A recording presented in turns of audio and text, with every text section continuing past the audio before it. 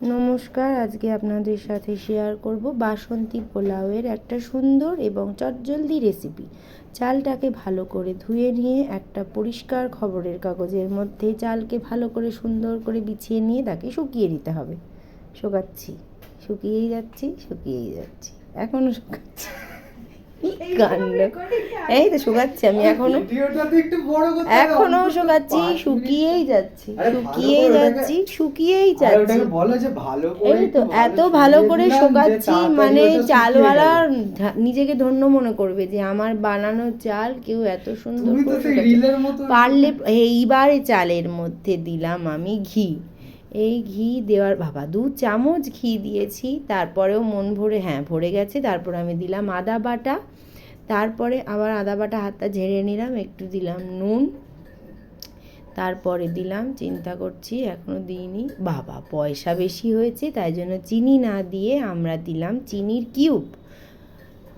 তারপরে আমি দেখলাম, ভালো করে দেখেই যাচ্ছি, দেখে মনে পড়লো একটু হলুদ দিতে হবে, হলুদ দিয়ে দিলাম। হলুদ দেওয়ার পরে ভালো করে ওটাকে একটু মাখামাখি করে নিলাম। প্রথমে একটুখানি চামচ দিয়ে হাতটা না নাড়িয়ে বাটিটাকে গোল গোল করে নাড়িয়ে নিলাম, নাড়াতে তারপরে কীরকম একটা সুন্দর মুড়ির মতন হয়ে গেল, মাখা মুড়ি, মশলা মুড়ি। তারপরে এবার এই নক্ষত্রের মতন একটা প্যানের মধ্যে আমি ঘি দিলাম। দেওয়ার পরে থেকে সেই যে আমি অবাক হলাম, হয়েছি।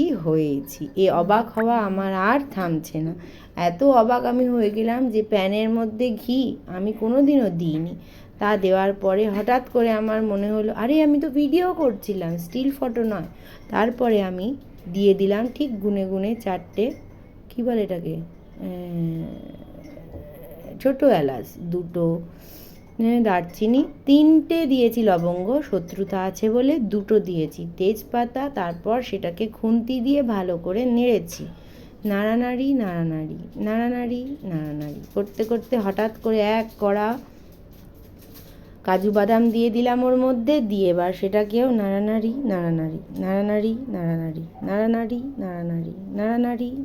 রাখার পরে খুন্তিটা ওখানে চাপা দিয়ে রেখে দিলাম। খানিকক্ষণ বিশ্রাম নেওয়ার পরে মনে পড়লো কী যেন একটা দিলাম, সেটা বুঝতে পারিনি, একটা দানা টাইপের, সেটা আমি জানি না আমি কী দিয়েছিলাম। সেটা দেওয়ার পরে আমি আবার নাড়ানাড়ি করে এইবার দিয়ে দিলাম কিশমিশগুলোকে জলে, এগুলো ভাববেন না ভেমনো পড়া কিশমিশ, কিশমিশগুলোকে এত বেশি জলের মধ্যে ডুবিয়ে রেখেছিলাম যে কিশমিশগুলো এরকম দেখতে হয়ে গিয়েছিল। তারপরে আবার নাড়ানাড়ি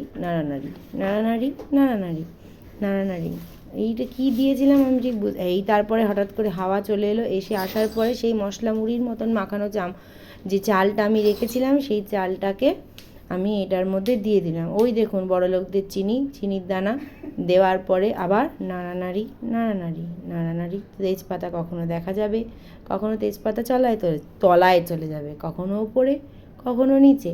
ভালো করে মহাকাশের মতন দেখতে আমার যে কড়া, সেই কড়াতে ভালো করে নাড়ানাড়ি করার পর আবার এখন রেস্টিং টাইম অফ খুন্তি। এই যে এবার ভিডিও এডিটিং বাই প্রদীপ কুমার চৌবে, তলা দিয়ে ভিডিও এসে গেল। এবার এর মধ্যে প্রায় মোটামুটি 3-4 বালতি জল ঢেলে দেওয়া হলো। জল ঢেলে দেওয়ার পরে খুন্তি কিন্তু এখনও বিশ্রামের অবস্থাতেই রয়েছে। এইবার খুন্তি আবার সাবধান হয়েছে, খুন্তি দিয়ে এবার পুরো মনে হচ্ছে জলে মাছ ঘোরাঘুরি করছে। ব্যাস হয়ে গেল আমার রেসিপি, আর কিছু বলতে পারবো না। এটা দেখতে সাদা লাগছে, কিন্তু ছবিটা যখন পরে গাইস দেখাবো তখন পুরো হলুদ পোলাওই হয়েছে, বাসন্তী। এটা জন্ডিস পোলাও টাইপের দেখতে লাগছে, কিন্তু রান্না হয়ে আসার পরে দেখাচ্ছি। একটু বেশি মাখামাখি নাড়ানাড়ি করার পর এটাকে ঘ্যান্টো হালুয়া বানিয়ে ফেললাম। ঘ্যান্টো হালুয়া বানিয়ে ফেলার পরে তারপরে এই যে 2টো তেজপাতা দিয়েছিলাম, প্রথম থেকে শেষ অবধি একমাত্র তেজপাতাগুলোই সেম কালার রয়ে গেল। এইবার এখনও আমি নাড়িয়ে যাচ্ছি, ব্যাস দেখেছেন নাড়িয়ে এটা হচ্ছে আমি খাবো সেই জন্য একটা, আর আমার বর খাবে সেই জন্য আর একটা, 2টো কাঁচা লঙ্কা। আবার নাড়ানাড়ি। এই চালের যদি মুখ থাকতো, 2টো গাড়াই, 2টো এসে ঠাস করে চড় মেরে বলতো, আর এত নাড়ায় না। ও সাবাস, আবার ভিডিও এডিটিং বাই প্রদীপ কুমার চৌবে, 2টো লঙ্কা, 2টো তেজপাতা, একদম দুজনে খাবে বলে সমান। দেখেছেন গাইস, বলেছিলাম হলুদ বাসন্তী পোলাও।